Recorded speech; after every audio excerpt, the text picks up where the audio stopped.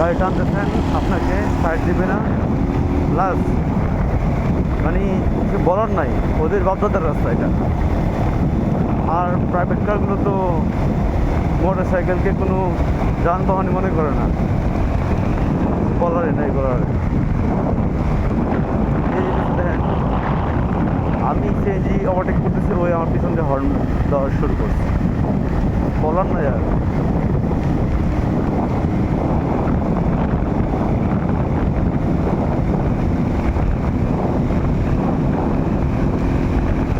যাচ্ছি আমি ময়মনসিং থেকে ত্রিশালে, একটু ব্যক্তিগত কিছু কাজে আর কি যাচ্ছি। আমার মানে অনেক ভালো লাগে, মানে ময়মনসিং থেকে যখন ঢাকার উদ্দেশ্যে রওনা হই অনেক ভালো লাগে।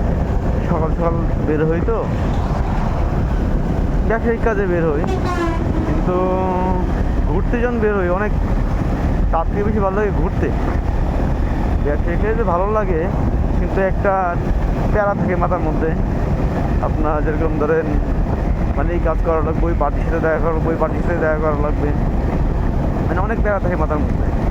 কিন্তু যখন মানে ঘুরতে বের হই এখন মানে তেমন মানে কোনো প্যারা নেওয়া বের হয় না, কারণ মানে ঘোরাঘুরি হলো আর নিজের জন্য।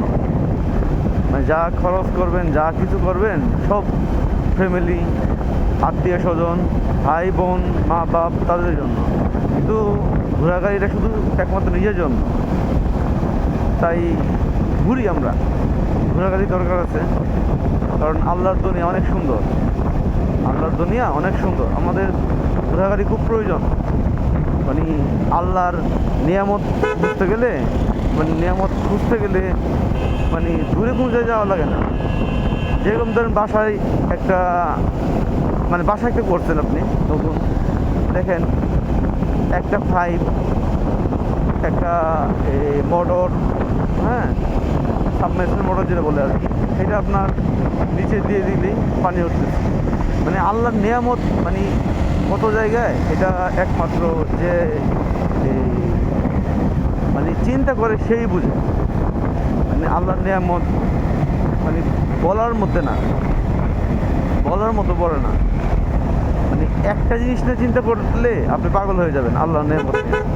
তো আল্লাহর দুনিয়া ঘুরে দেখি, ভালো লাগে, ঘুরবেন, ঘোরার জন্যই মানে ঘুরলে মন ভালো থাকে, ঘুরবেন। আর একটা জিনিস কি, মা বাবা থাকলে তাদেরকে সময় দিবেন। হ্যাঁ, ঘোরাঘুরি তো নিজের জন্য, মা বাবা থাকলে সময় দিবেন। কারণ আমার বাবা নাই, কিন্তু বাবা হারানোর ব্যথা তো আছেই, কিন্তু বাবা যে না থাকার একটা অপূর্ণতা, মানে এটা মানে আর বলার মতো না আর কি কিছু, বুঝছেন। যদি মা বাবা থাকে দুজনকে সময় দিবেন, কারণ আপনাকে সময় দেওয়ার জন্য মানে দিতে গিয়ে তারা জীবনের অনেক সুন্দর মুহূর্ত নষ্ট করে ফেলেছে, মানে অনেক সুন্দর সময়গুলো নষ্ট করে ফেলেছে আপনাকে সময় দিতে গিয়ে।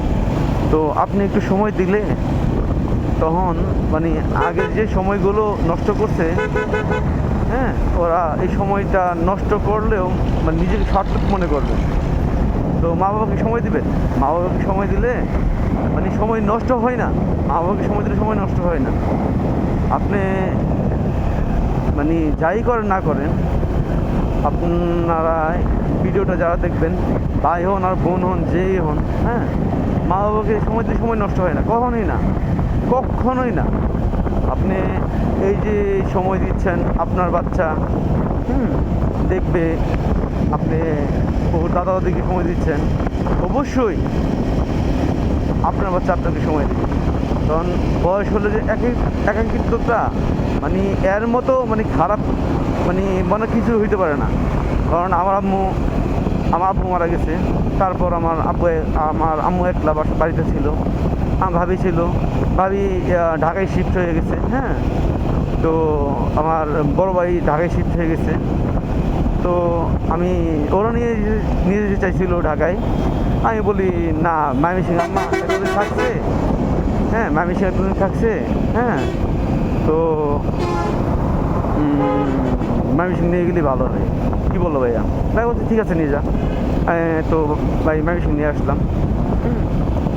মানে একাই তো মানে একা একা রাখা যাবে না, মানুষকে একা রাখা যাবে না, কারণ মানুষ আজকে মরলে কালকে তো, হ্যাঁ তো আমি আমি এখনই মরতে পারি, হ্যাঁ আমি এখনই মরতে পারি, কারণ মানুষ কখন মারা যায় বলতে পারে না, ঠিক আছে? তো মানুষকে একা রাখবেন না, একা রাখা খারাপ জিনিস। আপনি আপনি একজনকে একা একা করে দিবেন, আল্লাহ আপনাকে একা করে দিবেন।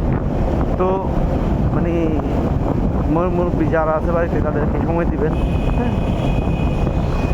আচ্ছা, অনেক বকবক করলাম, অনেক ইমোশনাল কথা বললাম, দুষ্টুমি করলাম, হ্যাঁ।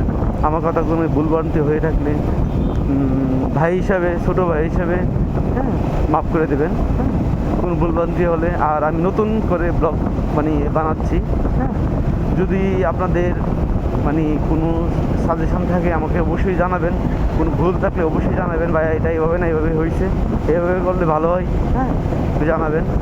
আর আমি তেমন মানে ব্লগ টক করার সময় পাই না, কারণ হলো আমি একলা তো ব্যবসা করি।